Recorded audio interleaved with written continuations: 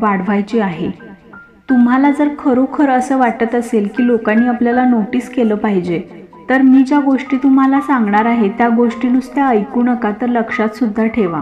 आणि व्हिडिओ सुरू करण्यापूर्वी जे लोक नवीन आहेत त्या लोकांनी चॅनलला सबस्क्राईब करा आणि व्हिडिओला लाईक सुद्धा करा।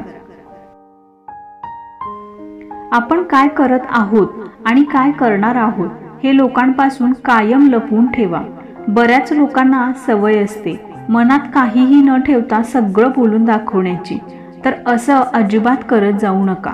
त्यामुळे काय होईल, दोन गोष्टी होऊ शकतात। जर तुम्ही तुमच्या ध्येयापर्यंत नाही पोहोचू शकलात तर लोक तुम्हाला हसतील किंवा लोकांच्या नजरेत तुमची एक वेगळी इमेज तयार होईल की हा फक्त बोलतो, करत तर काहीच नाही। त्यामुळेच आपल्या सगळ्या गोष्टी लोकांसोबत शेअर करू नका। लोकांना त्यांच्या गैरसमजात राहू द्या। सुटलेला बाण, बंदुकीतून निघालेली गोळी आणि तोंडातून बाहेर पडलेले शब्द हे कधीच माघारी घेता येत नाहीत।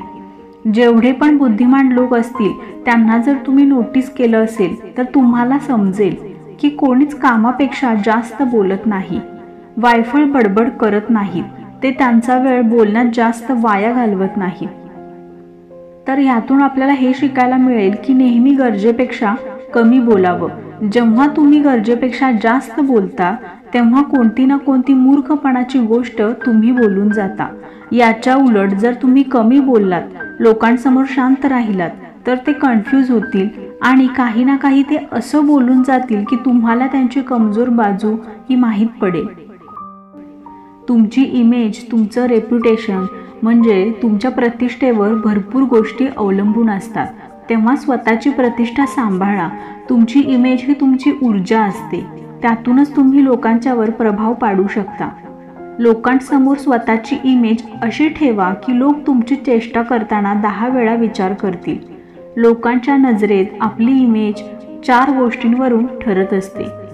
1 तर तुमच्या कपड्यांवरून, 2 तुमच्या पैशांवरून, 3 तुम्ही जे बोलता त्यावरून म्हणजेच तुमच्या शब्दांवरून आणि 4थं म्हणजे तुमच्या कामावरून।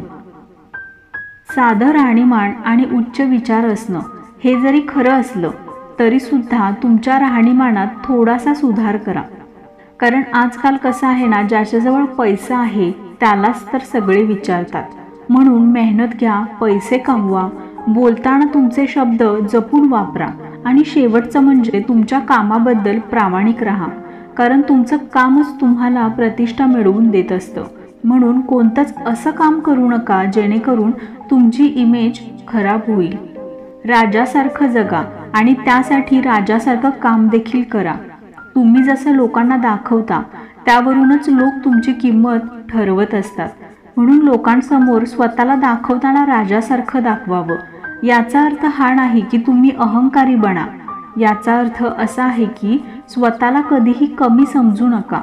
तुम्ही स्वतःला कमी समजलात ना तर लोक सुद्धा तुम्हाला तसंच समजतील। स्वतःला कधीच अपमानित करू नका। स्वतःवर कायम विश्वास असू द्या। तुम्ही स्वतःवर विश्वास ठेवलात ना तर लोक तुमच्यावर विश्वास ठेवतील। जर तुम्हाला लोकांकडून मान सन्मान पाहिजे असेल तर लोकांपासून दूर राहायला शिका, थोडं अंतर राखून। तुम्ही जेवढे जास्त लोकांमध्ये असाल तेवढे तुम्ही साधारण वाटणार। हा साधा सरळ नियम आहे।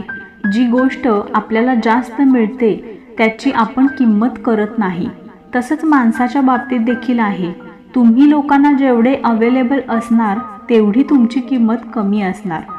कधीतरी मिळणाऱ्या गोष्टीची किंमत ही जास्त असते।